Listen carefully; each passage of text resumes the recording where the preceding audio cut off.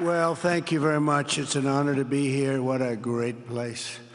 What a great place, but more importantly, what great people. I want to thank His Royal Highness, the Crown Prince, for that incredible introduction. He's an incredible man. Known him a long time now. There's nobody like him. Thank you very much. Appreciate it very much, my friend. And it's a tremendous honor to return to this beautiful kingdom and be welcomed back with such extraordinary generosity and warmth. I've never forgotten the exceptional hospitality showed to us by King Solomon, who's just, we talk about a great man. That is a great man. That is a great man, a great family. Now, that visit took place exactly 8 years ago. The graciousness of the royal family and the Saudi people is really unsurpassed, no matter where you go. Let me also thank the countless ministers, government officials, business leaders, and distinguished guests for that warm welcome. Very warm, and I know so many of you. I'd like to call out all of your names, but we have a lot of problems. We'd be here for a long time. We don't want that, so don't be upset. With this historic state visit, we celebrate more than 80 years of close partnership between the United States and the Kingdom of Saudi Arabia.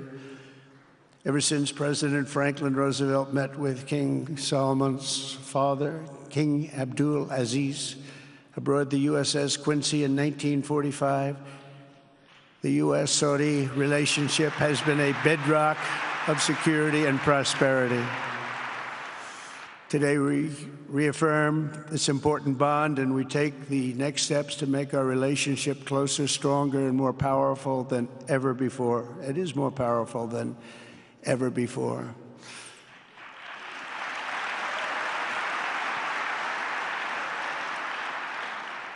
And by the way, it will remain that way. We don't go in and out like other people. It will remain that way.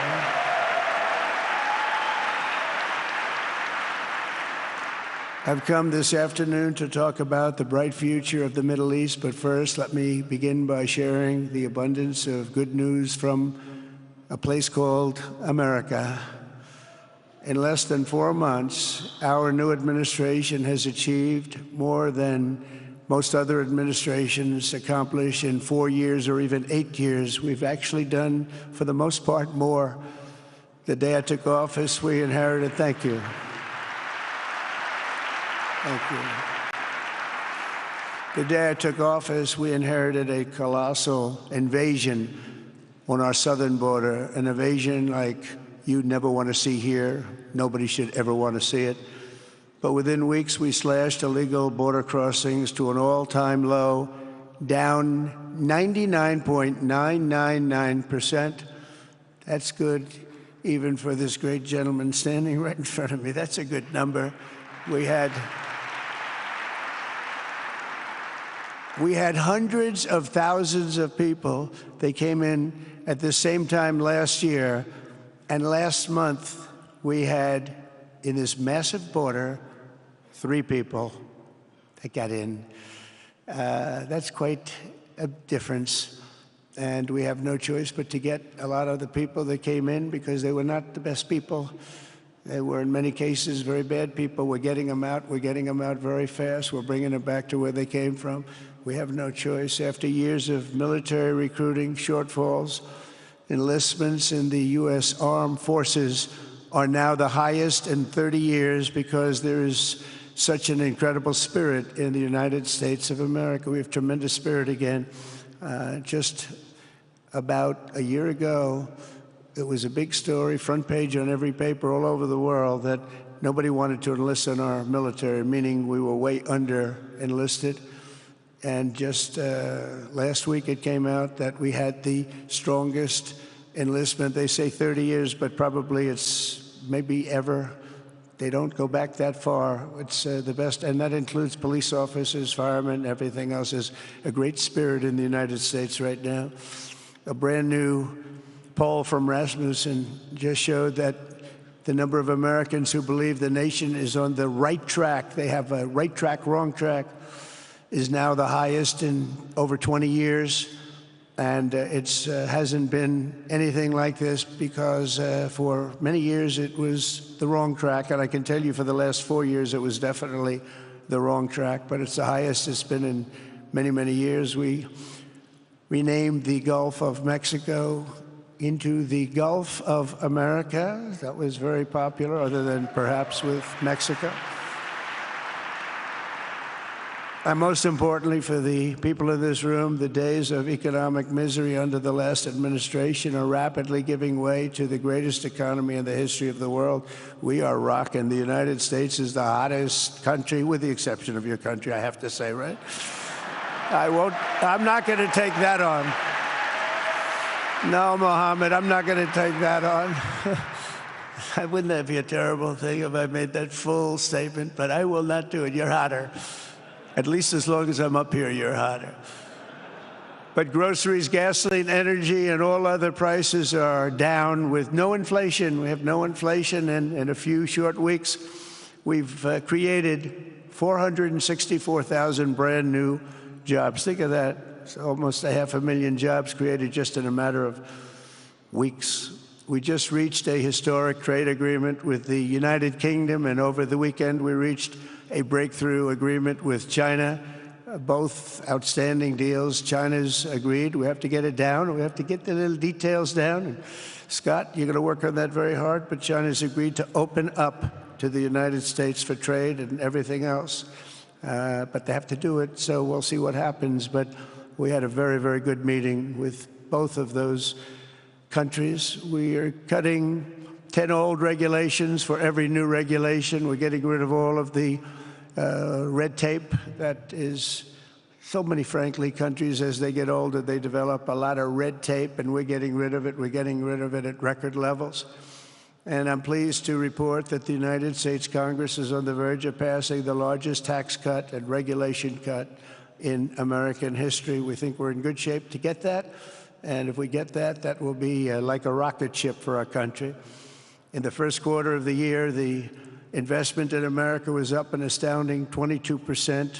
More than $10 trillion of new investments have been announced or are coming just since the election on November 5th. So think of that. In a very short period of time, we have over $10 trillion, and it could be much higher than that. Not everybody comes to the White House to have a news conference that they're going to be opening up in America, but they're all coming in at numbers that we've never seen before.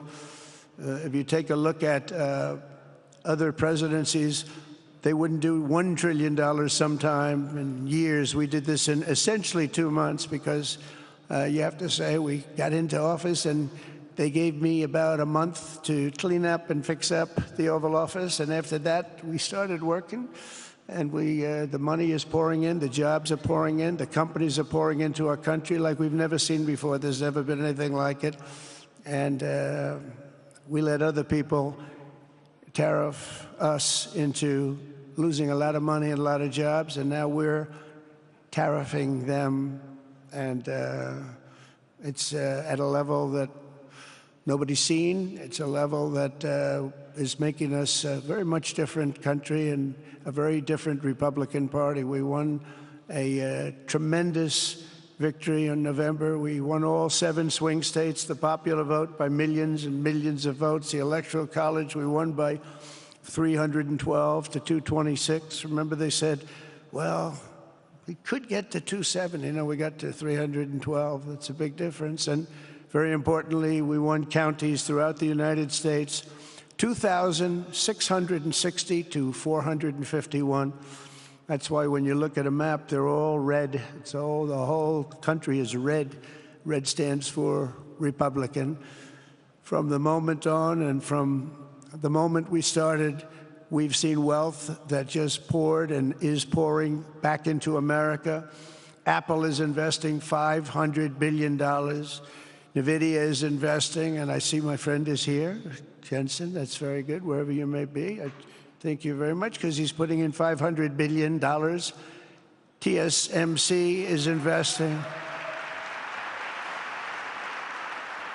Where is Jensen, by the way? Where is he? He's standing here. Where is he? I just saw Beth. Thank you very much, Jensen. I mean, Tim Cook isn't here, but you are. What a job you've done. He said he's got 99% of the chip market. I don't know. That's not easy to beat. But what a job you've done. Thank you. We are proud to have you in our country. You know that.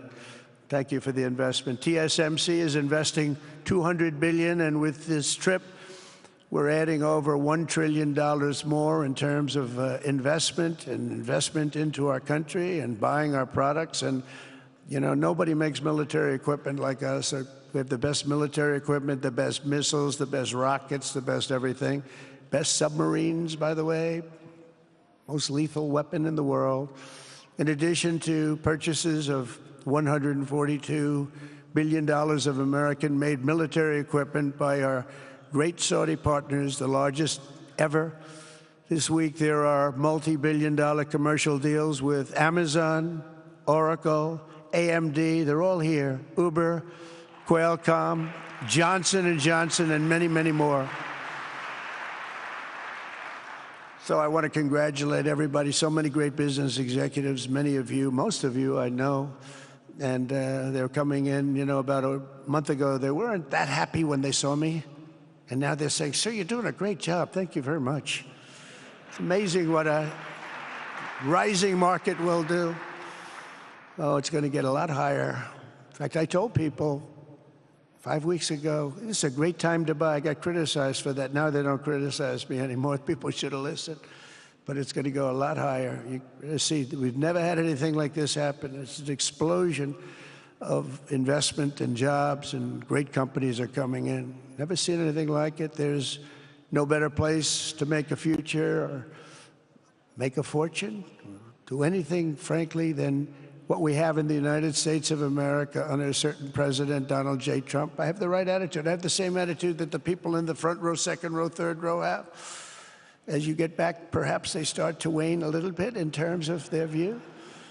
But they understand, and we're doing what a lot of smart people would do. And we're not necessarily being politically correct. You saw what we did yesterday with health care. We've cut our health care by 50 to 90%. You're going to see drugs and pharmaceuticals come down at numbers that nobody has ever seen.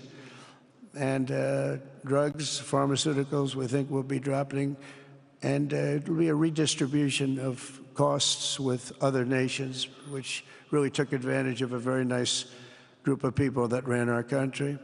But not only is this a time of incredible excitement in the United States, it's also an exhilarating period right here in the Arabian Peninsula. Beautiful place, by the way. Beautiful place. Exactly. Thank you. Exactly 8 years ago this month, I stood in this very room and looked forward to a future in which the nations of this region would drive the forces of terrorism and extremism, drive them right out of existence, and take your place among the proudest, most prosperous, most successful nations anywhere in the world as leaders of a modern and rising Middle East. So exciting. So exciting. Mohammed, you sleep at night? How do you sleep? Huh? Just thinking.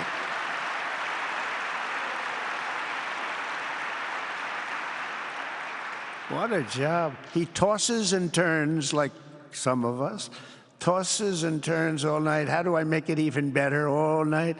It's the ones that don't toss and turn. They're the ones that will never take you to the promised land, won't they? But you have done some job. True. But critics doubted that it was possible what you've done. But over the past 8 years, Saudi Arabia has proved the critics totally wrong. The transformation that has occurred even by these incredible business leaders. I mean, you had the biggest leaders in business anywhere in the world standing right before us. But the transformation that has occurred under the leadership of King Salman and Crown Prince Mohammed has been truly extraordinary. Such a thing has, I don't think, ever happened before. I've never seen anything at that scale happen before. And I guess, you know, maybe you could say the United States is doing pretty well too, you know, but I don't think too many people have seen that happen before. Majestic skyscrapers, the towers that I see, the difference between now and 8 years ago. And 8 years ago was very impressive, but the towers that I see rising, some of the exhibits that I was shown by Mohammed, what I've seen there is just an amazing, it's an amazing process, amazing genius of so many people, architecture, but I have a feeling I know where many of those ideas came from. Happens to be sitting right in this room right before me, but the towers and all of the different, I've seen a lot of different towers. I didn't think there's any version of a tower that I haven't seen in one form or another. I just passed 4 exhibits. I have never seen anything like any of them. So it's going to be very exciting. And they sit among the ancient wonders of a growing and exciting city. It's really amazing. Riyadh is becoming not just a seat of government, but a major business, cultural, and high-tech capital of the entire world. The World Cup is here. Johnny, just stand up, Johnny. Johnny, thank you, Johnny.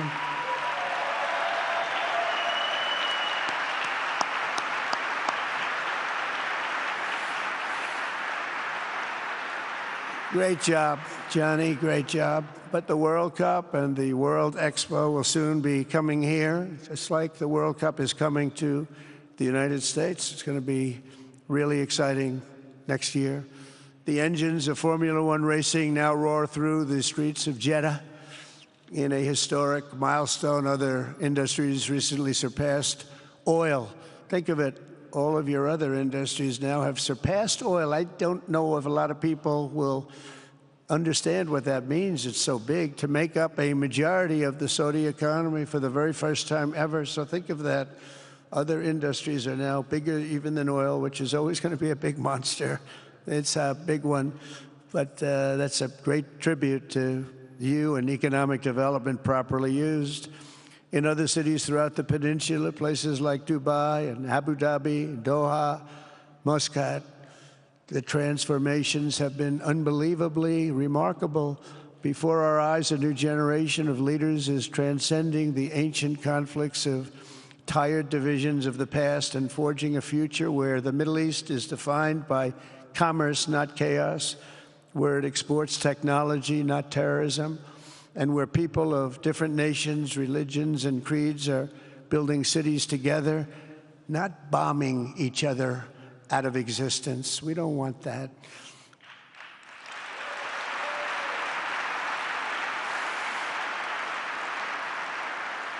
And it's crucial for the wider world to note this great transformation has not come from Western interventionists or flying people in beautiful planes giving you lectures on how to live and how to govern your own affairs. No, the gleaming marvels of Riyadh and Abu Dhabi were not created by the so-called nation builders, neocons, or liberal nonprofits like those who spent trillions and trillions of dollars failing to develop Kabul, Baghdad, so many other cities. Instead, the birth of a modern Middle East has been brought by the people of the region themselves, the people that are right here, the people that have lived here all their lives, developing your own sovereign countries, pursuing your own unique visions and charting your own destinies in your own way. It's really incredible what you've done. In the end, the so-called nation builders wrecked far more nations than they built, and the interventionists were intervening in complex societies that they did not even understand themselves. They told you how to do it, but they had no idea how to do it themselves. Peace, prosperity, and progress ultimately came not from a radical rejection of your heritage, but rather from embracing your national traditions and embracing that same heritage that you love so dearly.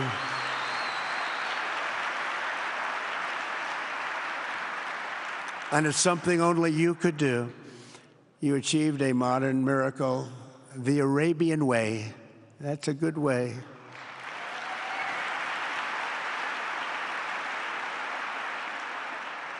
Today, the Gulf nations have shown this entire region a path towards safe and orderly societies with improving quality of life, flourishing economic growth, expanding personal freedoms, and increasing responsibilities on the world stage.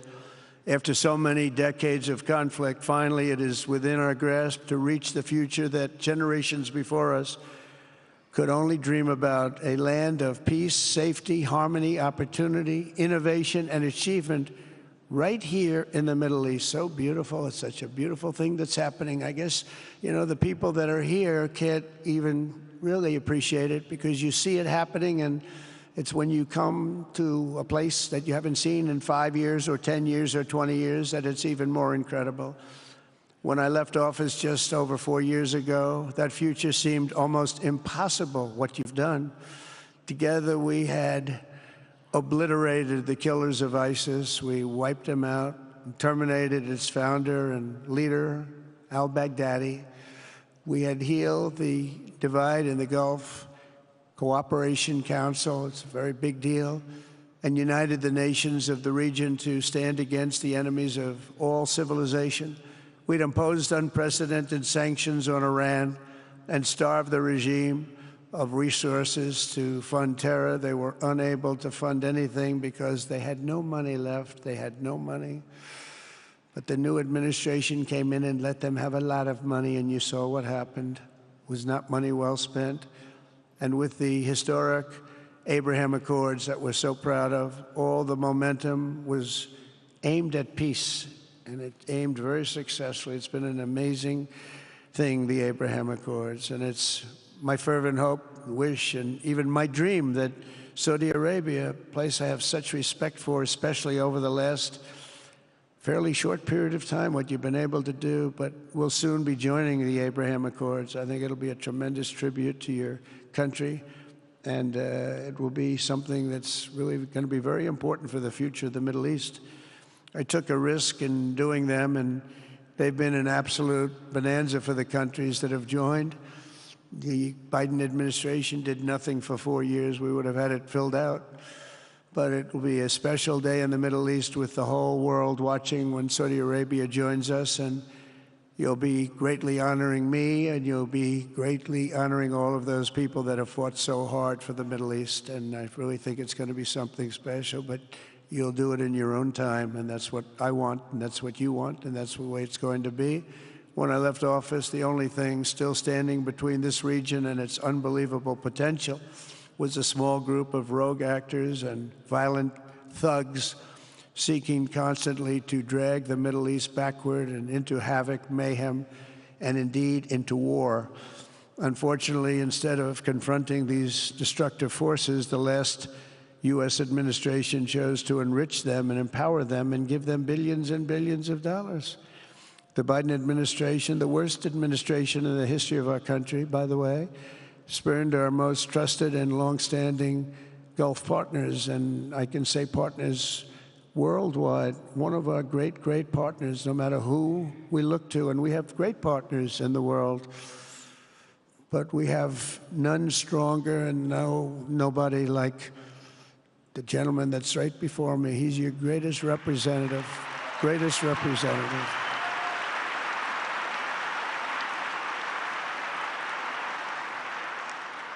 And if I didn't like him, I'd get out of here so fast. You know that, don't you? He knows me well. I do. I like him a lot. I like him too much. That's why we give so much, you know? Too much. I like you too much. Great guy. They lifted sanctions on Iran in exchange for getting nothing, and sent the regime tens of billions of dollars to fund terror and death all over the world. And they laughed at him. They laughed at our leader. And they're still laughing at our leader. They thought him a fool. And they made nothing but trouble ever since, including the funding of October 7th, one of the worst days ever in the history of the Middle East. Horrible day. Biden removed the Houthis from the list of foreign terrorist organizations, even while missiles and drones were being launched right here at your beautiful city of Riyadh, and launched at ships if they happened to be sailing in the wrong location. The Biden administration's extreme weakness and gross incompetence derailed progress toward peace, destabilized the region, and put at risk everything we had worked so hard to build together. And when you think of the great achievements that you've made, to do it in light of a pretty hostile administration, an administration that was not a believer, it makes your achievements even greater. Makes them even greater, you know that. But in a few short months since taking office, we have achieved the swift return of American strength at home and abroad, now working with the vast majority of people in this region who seek stability and calm. Our task is to unify against the few agents of chaos and terror that are left and that are holding hostage the dreams of millions and millions of great people. The biggest and most destructive of these forces is the regime in Iran, which has caused unthinkable suffering in Syria, Lebanon, Gaza, Iraq, Yemen, and beyond. There could be no sharper contrast with the path you have pursued on the Arabian Peninsula than the disaster unfolding right across in the Gulf of Iran. Think of that. They wanted to name it that. I said, they're not going to let them do that. Do you mind if I stop that? I stopped it. We're not going to let that happen.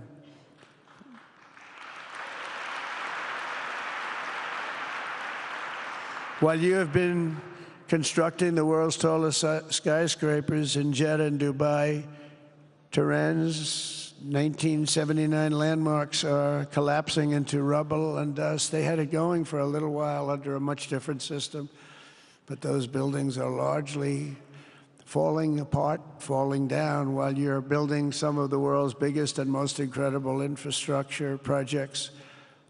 Buildings, all sorts of things you're building that nobody's ever even seen before. Iran's decades of neglect and mismanagement have left the country plagued by rolling blackouts lasting for hours a day. All the time you hear about it. While your skill has turned dry deserts into fertile farmland, Iran's leaders have managed to turn green farmland into dry deserts as their corrupt water mafia, it's called it the water mafia, causes droughts and empty riverbeds. They get rich, but they don't let the people have any of it. And then, of course, there's the key difference at the root of it all. While the Arab states have focused on becoming pillars of regional stability and world commerce, Iran's leaders have focused on stealing their people's wealth to fund terror and bloodshed abroad. Most tragic of all, they have dragged down an entire region with them. Countless lives were lost in the Iranian effort to maintain a crumbling regime in Syria. Look at what happened with Syria. In Lebanon, their Hezbollah proxies have pillaged the hopes of a nation whose capital, Beirut, was once called the Paris of the Middle East. Can you imagine? All of this misery and so much more was entirely avoidable, absolutely avoidable, and Mohammed knew that. He knew that. Smart people knew that. If only the Iranian regime had focused on building their nation up instead of tearing the region down. Yet I'm here today not merely to condemn the past chaos of Iran's leaders, but to offer them a new path and a much better path toward a far better and more hopeful future. As I've shown repeatedly, I am willing to end past conflicts and forge new partnerships for a better and more stable world, even if our differences may be very profound, which obviously they are in the case of Iran. I have never believed in having permanent enemies. I am different than a lot of people think. I don't like permanent enemies, but sometimes you need enemies to do the job, and you have to do it right. Enemies get you motivated. In fact, some of the closest friends of the United States of America are nations we fought wars against in generations past, and now they're our friends and our allies. I want to make a deal with Iran. If I can make a deal with Iran, I'll be very happy if we're going to make your region and the world a safer place. But if Iran's leadership rejects this olive branch and continues to attack their neighbors, then we will have no choice but to inflict massive, maximum pressure drive Iranian oil exports to zero like I did before. If you know that, they were a virtually bankrupt country because of what I did. They had no money for terror. They had no money for Hamas or Hezbollah, and take all action required to stop the regime from ever having a nuclear weapon. Iran will never have a nuclear weapon.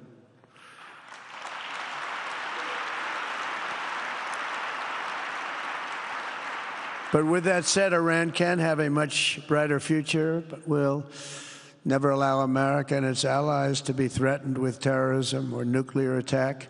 The choice is theirs to make. We really want them to be a successful country. We want them to be a wonderful, safe, great country, but they cannot have a nuclear weapon. This is an offer that will not last forever.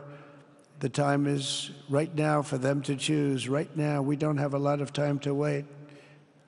Things are happening at a very fast pace. They're happening right here. They're happening at a very fast pace. So they have to make their move right now, one way or the other. Make your move. As I said in my inaugural address, my greatest hope is to be a peacemaker and to be a unifier. I don't like war. We have the greatest military, by the way, in the history of the world. You know, I rebuilt our military in my first 4 years and rebuilt it into the most powerful military there is. And you saw that when I knocked out ISIS in 3 weeks. People said it would take 4 years, 5 years. I did it. We did it in 3 weeks. Just days ago, my administration successfully brokered a historic ceasefire to stop the escalating violence between India and Pakistan. And I used trade to a large extent to do it. I said, fellas, come on, let's make a deal. Let's do some trading. Let's not trade nuclear missiles. Let's trade the things that you make so beautifully. And they both have very powerful leaders, very strong leaders, good leaders, smart leaders. And it all stopped. Hopefully it'll remain that way, but it all stopped. I was very proud of Marco Rubio and all of the people that worked so hard. Marco, stand up. What a great job you did on that. Thank you, J.D. Vance, Marco. The whole group worked with you, but it was a great job. And I think they're actually getting along. Maybe we can even get them together a little bit, Marco, where they go out and have a nice dinner together. Wouldn't that be nice? But we've come a long way, and it could be, you know, millions of people could have died from that conflict that started off small and was getting bigger and bigger and bigger by the day. I've also been working relentlessly to end the terrible bloodshed between Russia and Ukraine, and very importantly, talks are being held in Turkey later this week, probably on Thursday, and they could produce some pretty good results. Our people are going to be going there. Marco's going to be going there. Others are going to be going, and we'll see if we can get it done. 5,000 people, young people for the most part, soldiers from Ukraine, soldiers from Russia. They're not from here, and they're not from the United States, but they're souls. They're souls. I think usually, mostly, they're young, beautiful souls that left their parents waving goodbye, left their brothers and sisters. Goodbye, I'll see you soon. And they got blown to pieces. 5,000 on average a week are dying, and people are dying elsewhere in the region, but tremendous numbers like we haven't seen since World War II are dying, and I want to stop it. I want to stop it. It's a horrible war. Would have never happened if I were president. That's a war that would have never happened. October 7th would have never happened if I were president, because Iran had no money to pay Hamas or anybody else. They had no money. They were not looking to take care of them. They had to take care of themselves. They had no money. We stopped their oil effectively with the embargoes and sanctions. But let me take this opportunity to thank the Kingdom of Saudi Arabia for the constructive role that you've played in facilitating the Ukraine talks. And it really is, you've been amazing. You've made everything available to us. Thank you very much. Thank you. And if we get that settled, we'll pay a special tribute to what you've done. You really did lay a great groundwork. Thank you very much. Appreciate it. The West should not be dragging itself backward into another endless war in Europe, yet another endless war.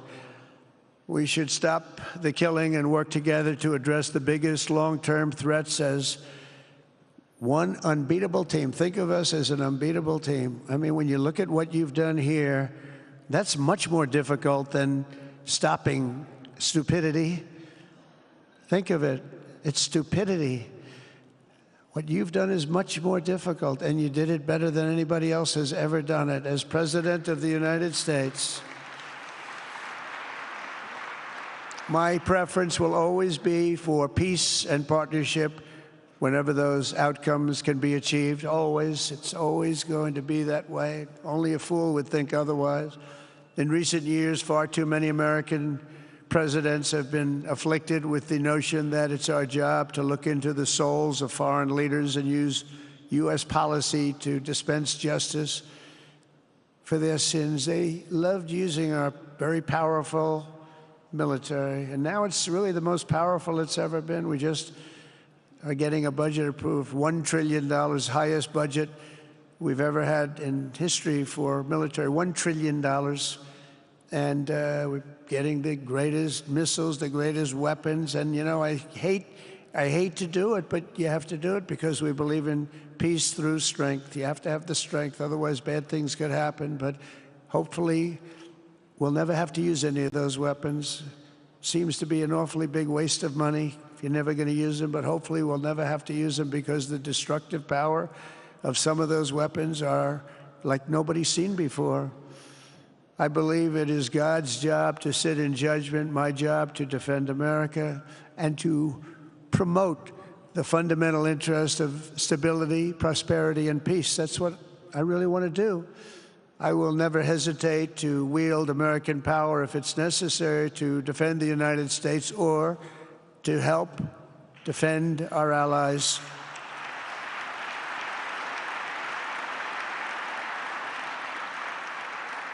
And there will be no mercy for any foe who tries to do us or them harm. We will have no mercy. They understand that. That's why I've been pretty lucky. A lot of people think, you know, he's looking to fight. He's looking to fight, and things get settled. It's an amazing thing when they really think you mean it.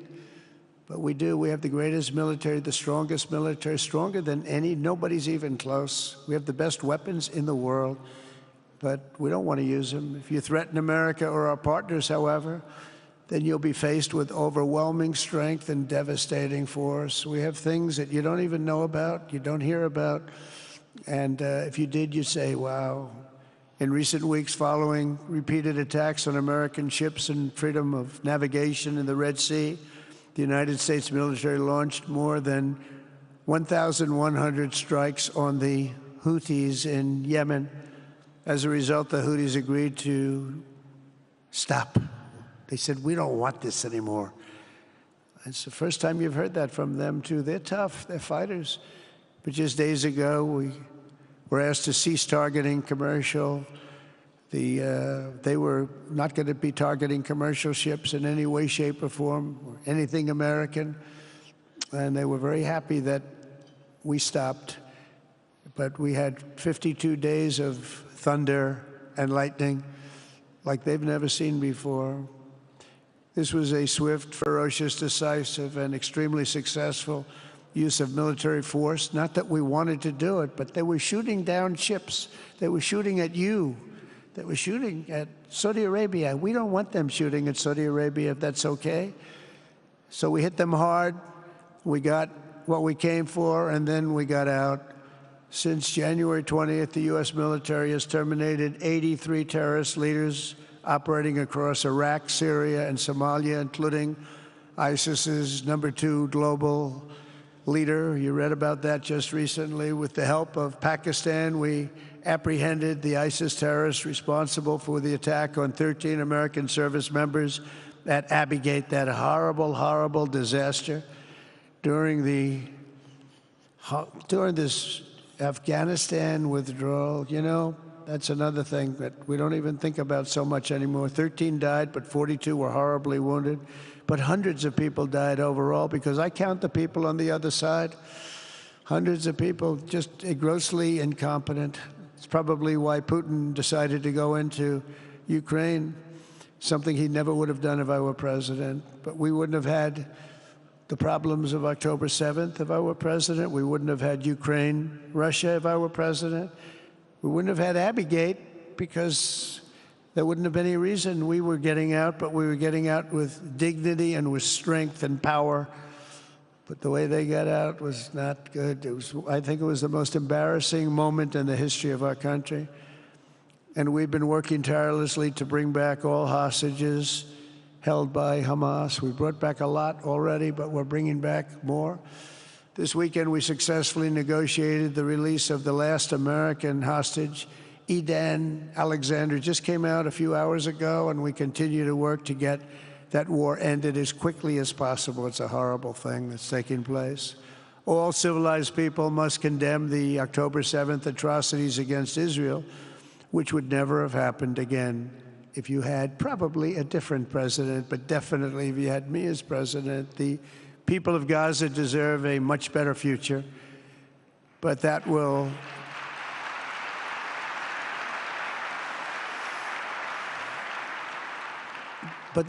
or can not occur as long as their leaders choose to kidnap, torture, and target innocent men, women, and children for political ends. The way those people are treated in Gaza, there's not a place in the world where people are treated so badly. It's horrible. After years of suffering, two of the nations most ravaged by terror are finally beginning to end their long nightmares under the new generation of leaders. In Lebanon, where a friend of mine has just become the ambassador. He's going to be great. I said, you know, that could be a very dangerous job. He said, I was born there. I'm Lebanese. I love that country.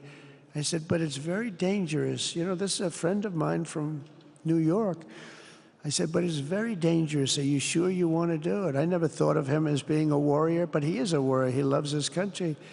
He said, if I'm injured or die, I'm dying for a country that I love. He grew up there. It's horrible what's happened in Lebanon, but you have a great ambassador, I can tell you that. In Lebanon, which has been endlessly victimized by Hezbollah and their sponsor, Iran, a new president and prime minister have brought the first real chance in decades for a more productive partnership with the United States, and we're going to work with their new ambassador and everybody else, Marco, and we're going to see if we can really help them out and let them get over that very high grid that they're going to have to get over.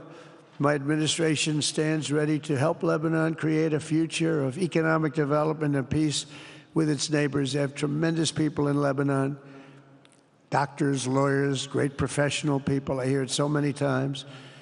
Likewise, in Syria, which has seen so much misery and death, there is a new government that will hopefully succeed in stabilizing the country and keeping peace. That's what we want to see in Syria. They've had their share of travesty, war, killing, many years. That's why my administration has already taken the first steps toward restoring normal relations between the United States and Syria for the first time in more than a decade. And I'm very pleased to announce that Secretary Marco Rubio will be meeting with the new Syrian foreign minister in Turkey later this week. And very importantly, after discussing the situation in Syria with the Crown Prince, your Crown Prince,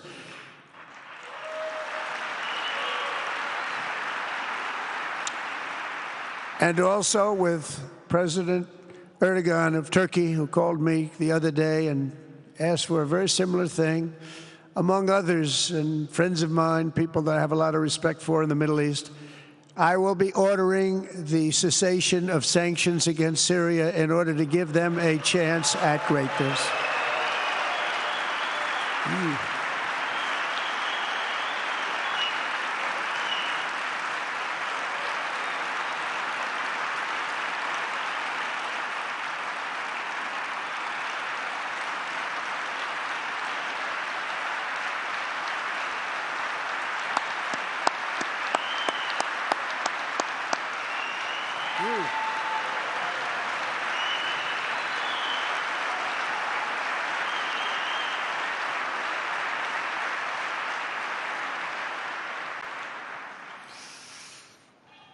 Oh, what I do for the Crown Prince.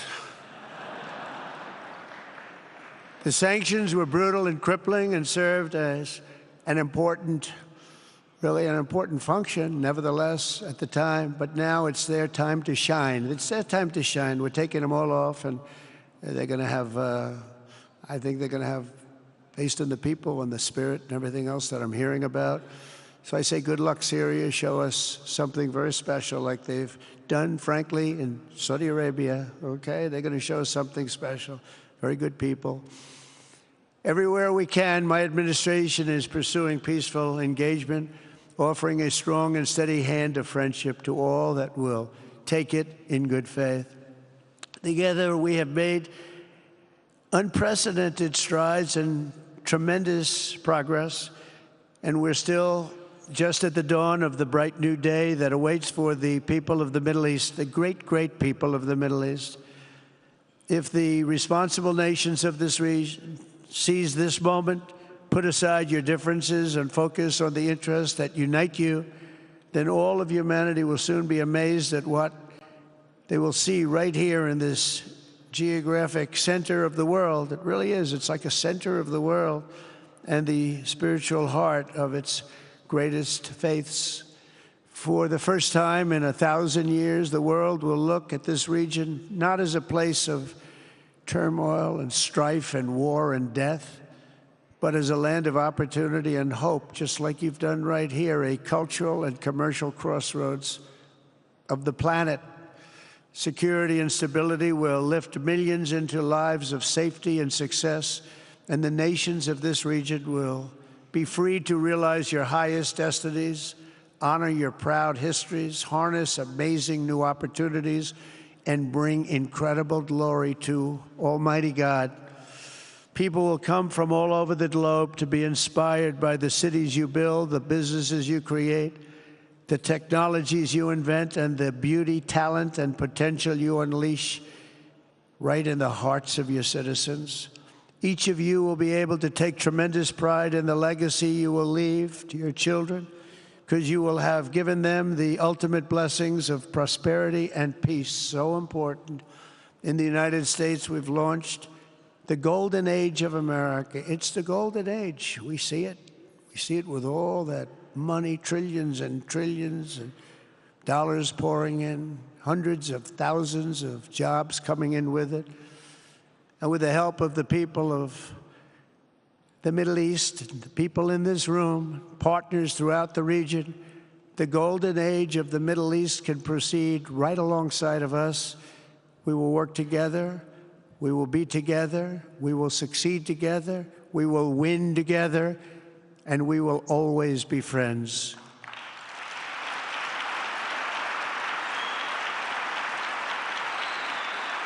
Thank you.